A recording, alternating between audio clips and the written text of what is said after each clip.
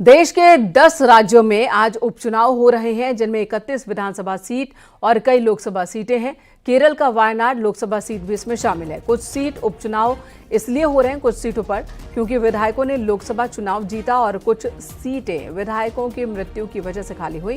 प्रियंका गांधी वायनाड से चुनाव लड़ रही हैं, जिससे ये चुनाव कांग्रेस और बीजेपी दोनों के लिए बहुत ही अहम हो गया है। वायनाड में वोटिंग के बीच प्रियंका गांधी इलाके में पहुंची और लोगों से लोकतंत्र के महापर्व में हिस्सा लेने की अपील की।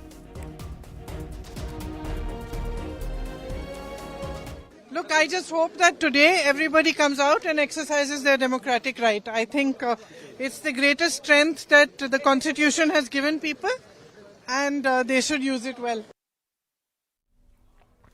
अनूप गुप्ता हमारे सहयोगी हमारे साथ जुड़ चुके हैं। अनूप जी, प्रियंका गांधी 2004 से ही या कह सकते हैं कि उससे पहले से ही वो राजनीति में दिखती तो रही, लेकिन कभी अपनी मां और कभी अपने भाई के लिए चुनाव प्रचार करने के तक ही उन्होंने खुद को सीमित रखा। 2017 में उनकी जिम्मेदारी बढ़ी प्रत्यक्ष तौर पर और चुनावी राजनीति में पहली बार उन्होंने कदम रखा है। एक बड़ी परीक्षा वायनाड में उनकी। बिल्कुल, देखिए, बहुत बड़ी परीक्षा है प्रियंका गांधी के लिए और जिस तरीके से आप ट्रैक रिकॉर्ड अगर वायनाड का देखें तो ये कह सकते हैं कि प्रियंका गांधी अब वो लोकसभा में भी दिखेंगी, जिसकी ज्यादा संभावना है।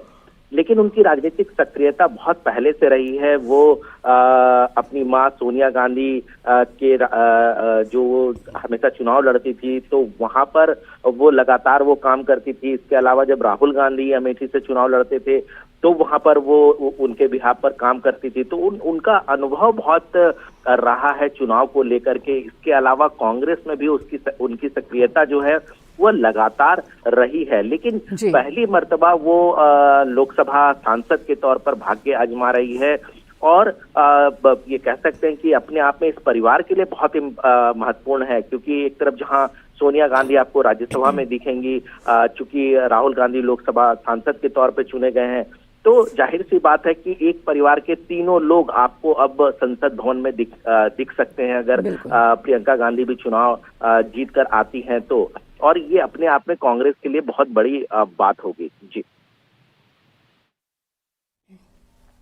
बिल्कुल, धन्यवाद अनूप जी इस वक्त पूरी जानकारी देने के लिए। तो प्रियंका जो पहली बार चुनावी राजनीति में उतर रही हैं, इससे पहले तक वो सोनिया गांधी के लिए, राहुल गांधी के लिए रणनीति बनाती रहीं, उन्हें जमीन पर उतारती रहीं और साथ ही साथ राहुल गांधी की जीत हो रायबरेली से या फिर सोनिया गांधी इससे पहले जीतती रही हो, उसमें बड़ी भूमिका प्रियंका गांधी की रही है।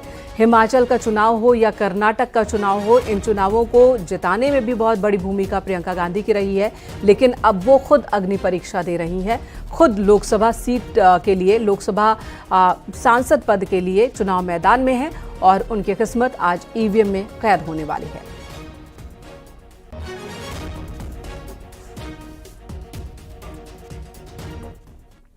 आतंकवाद, सीमा पार खतरों से निपटने की तैयारी। यूपी में जल्द बनेगी एटीएस की 5 और यूनिट। नेपाल बॉर्डर से सटे जिलों में स्थापित होंगी ये यूनिट्स। पीलीभीत, लखीमपुर खीरी, सिद्धार्थनगर में एटीएस यूनिट निर्माण किए जाएंगे। नक्सलियों पर नजर रखने के लिए मिर्जापुर में भी एक यूनिट का गठन होगा। मुरादाबाद में भी बनेगी एटीएस की यूनिट।